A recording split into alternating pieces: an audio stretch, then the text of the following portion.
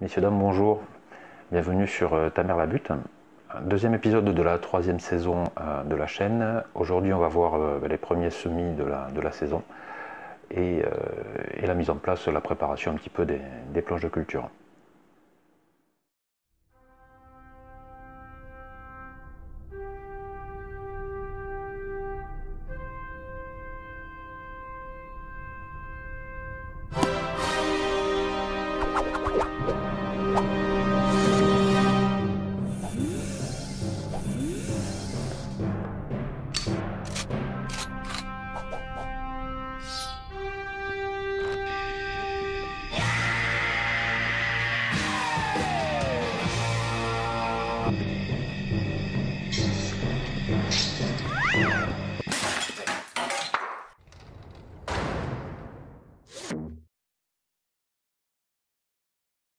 Je tourne à nouveau à l'intérieur là et je pense que ce sera définitif.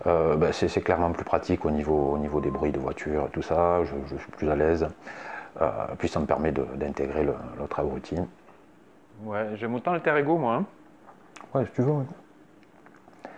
Le tringue. J'ai entendu.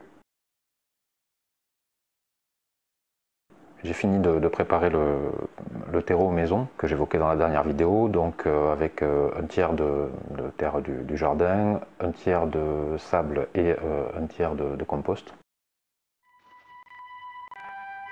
C'est ça, el Brésil. J'ai mélangé tout ça. Bon, je me retrouve avec un truc beaucoup plus compact et lourd que du terreau maison. Donc je me demande si c'est bien pour la germination.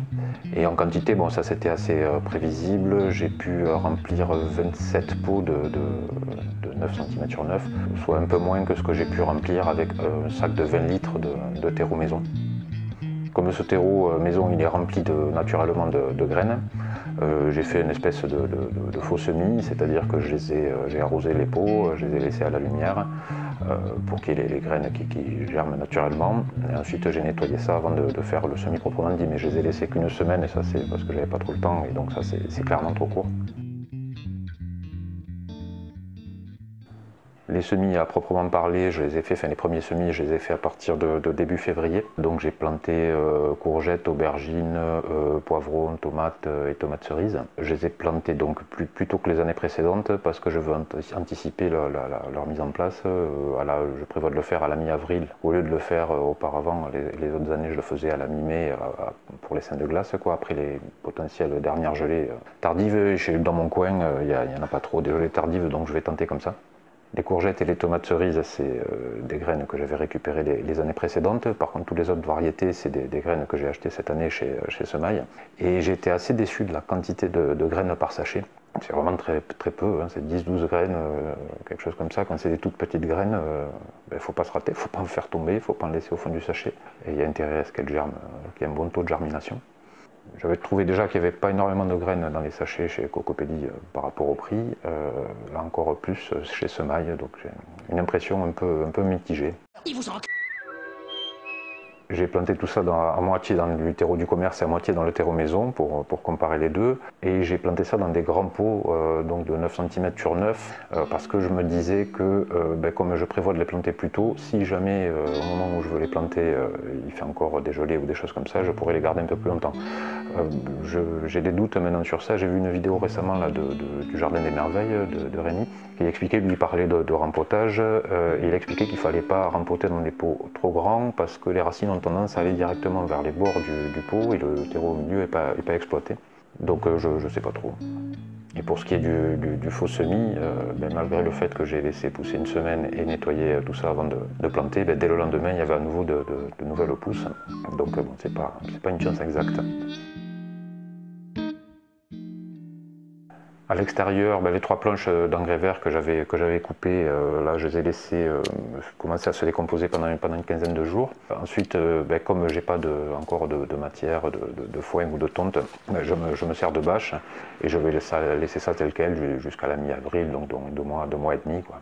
J'ai planté les premières pommes de terre, c'est des maïwennes que j'avais fait germer. Bon, rien de particulier à dire, hein, dépaillage, coupage, posage, repaillage, et voilà. Et j'en ai d'autres qui sont en train de germer, c'est des grenailles que je planterai plus tard sur une autre planche. Dès le mois prochain, début mars, je compte attaquer les premiers semis en pleine terre. Radis, pois, carottes, ail, oignons, échalotes, maïs, les autres pommes de terre là, que je laisse germer aussi. Donc j'ai grossièrement désherbé trois planches, y compris la planche où je laissais des carottes montées en graines. Comme de toute façon c'est une espèce, les rhodéica, que j'appréciais pas trop, je les ai arrachées. Ensuite j'ai rajouté un peu de terre végétale et de sable. Pour la planche dans laquelle je vais mettre les pommes de terre, je les bâchais directement. Et les deux autres dans lesquels je vais mettre prochainement, donc les semis en pleine terre, je les ai laissés comme ça une quinzaine de jours. Ensuite j'ai à nouveau rajouté un peu de terre et de terre végétale et de sable.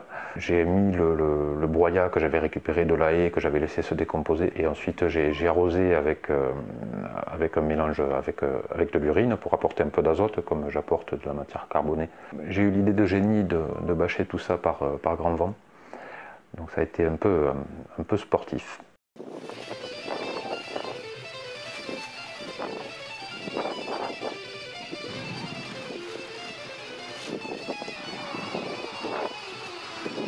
Les plus attentifs d'entre vous auront noté qu'il manque une planche.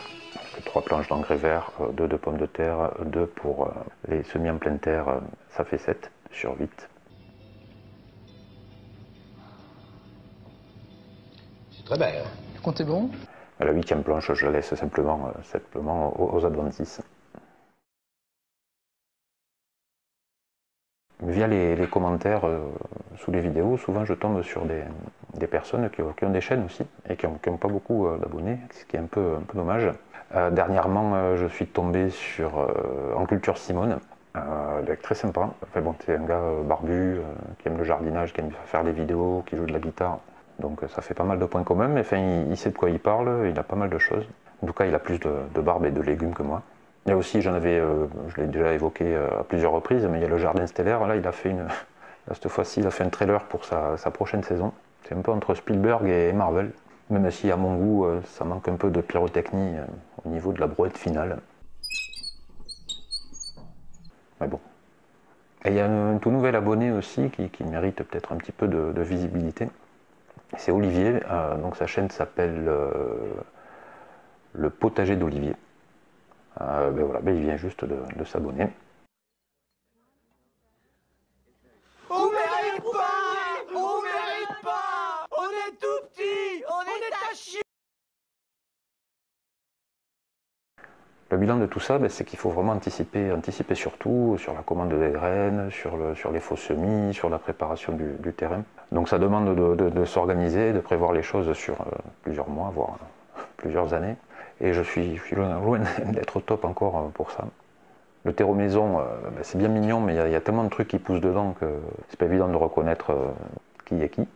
Donc même si moi là je pouvais comparer avec ce que j'ai planté dans du terreau du commerce, puisque là il n'y a que les graines que j'ai plantées qui poussent, mais enfin quand c'est tout petit tout se ressemble et c'est quand même pas évident.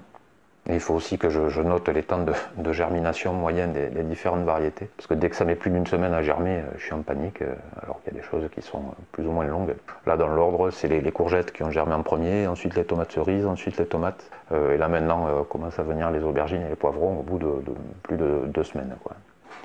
C'est la fin de cette vidéo. J'espère qu'elle vous aura plu, que vous aurez appris 2-3 trucs à ne pas faire. Si c'est le cas, n'hésitez pas à mettre un petit pouce bleu ou à vous abonner à la chaîne si ce n'est pas déjà fait. Salut! Pas mal ça? Attends, j'arrive.